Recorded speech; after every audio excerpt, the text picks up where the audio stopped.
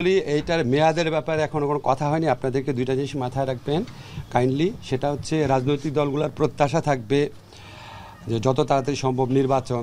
আবার এই দেশে সাধারণ মানুষের যে সংস্কার আকাঙ্ক্ষা, সেখান থেকে প্রত্যাশা থাকবে এই সরকার যেন জরুরি কিছু সংস্কার করে যায়। কারণ আমরা দেখেছি অতীতে পুলিশ, বিচার বিভাগ, দুর্নীতি দমন কমিশন সহ বিভিন্ন রাষ্ট্রীয় প্রতিষ্ঠানকে, এমনকি পাবলিক বিশ্ববিদ্যালয়কে, এগুলিকে জনগণকে নির্যাতনের ওয়েপন হিসাবে ইউজ করার চেষ্টা করা হয়েছে।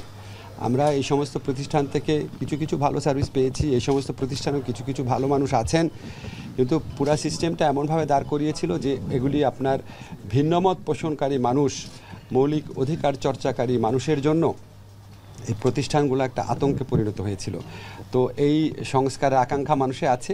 সংস্কারের আকাঙ্ক্ষা এবং নতুন নির্বাচনের আকাঙ্ক্ষার মধ্যে সমন্বয় করে যেটা যতদিন থাকা দরকার ততদিনই থাকার আমরা থাকবো, বেশিও না কমও না।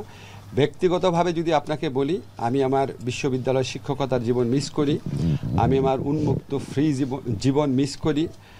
আমার ব্যক্তিগত অভিমত হচ্ছে আমি আমার যত তাড়াতাড়ি সম্ভব কাজ শেষ করে কবে আমি আমার সেই জীবনে ফিরে যেতে পারবো, যেটা আমার ব্যক্তিগতভাবে আমার জন্য অনেক বেশি এনজয়েবল। ফলে আমার ব্যক্তিগত অভিমত এটা। কিন্তু দায়িত্বের জায়গা থেকে আমাকে এখানে আমাদের অন্যান্য উপদেষ্টাকে আমাদের যে দায়িত্বের জন্য আমরা আসছি সেই দায়িত্ব আমরা পালন করার চেষ্টা করব। আপনাদের যে প্রতিষ্ঠানগুলোর নাম বলেছি, ভুলে নির্বাচন কমিশন বলতে ভুলে গেছি। নির্বাচন কমিশনের ভূমিকা তো আপনারা জানেন। তো এখানে যদি আপনার ওভারহলিং না করা হয়, তাহলে ভবিষ্যতে যে সরকার আসবে তারা তো এই প্রতিষ্ঠানগুলোকে আবার সেভাবে ব্যবহার করবে। আমাদের অতীতের অভিজ্ঞতা সুখকর না। আমার মন্ত্রণালয়ের এখতিয়ারাধীন ব্যাপারে যা যা করার আছে আমি সর্বাত্মক চেষ্টা করব। আমি এই পজিশনে এসেছি, এটা আমি মনে করি এটা আমার একটা দায়িত্ব। এটা ছাত্র জনতার আকাঙ্ক্ষাকে প্রতিনিধিত্ব করার দায়িত্ব। আমি আইনের শিক্ষক, আমার অনেক ছাত্র আছেন লোয়ার জুডিশিয়ারিতে, হায়ার জুডিশিয়ারিতে। কিভাবে মিসক্যারেজ অফ জাস্টিস হয়েছে, বিচারের নামে কিভাবে হয়রানি হয়েছে, ন্যায় বিচার থেকে বঞ্চিত করা হয়েছে, এই পুরা প্রক্রিয়াটা সম্পর্কে ইনশাআল্লাহ আমি জানি। আমি আমার সাধ্য মতো চেষ্টা করব।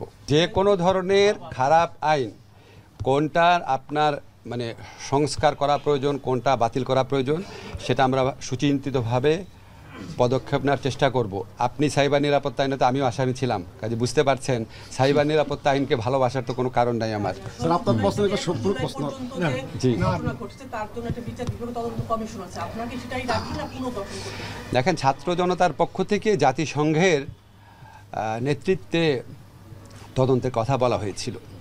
তো আমি মনে করি আমরা এখানে এসেছি, ছাত্র জনতা আমাদের জন্য যে একটা অপূর্ব সময় তৈরি করে দিয়েছে দেশকে গড়ার, সেই দায়িত্ব নিয়ে এসেছি, সেই প্রত্যাশাকে প্রতিনিধিত্ব করতে এসেছি। কাজেই সেটার দিকে আমাদের মনোযোগ থাকবে। আর বিচার বিভাগীয় তদন্ত এখন যেটা আপনি বলেছেন, এটার ব্যাপারে এখন এই মুহূর্তে মন্তব্য করছি।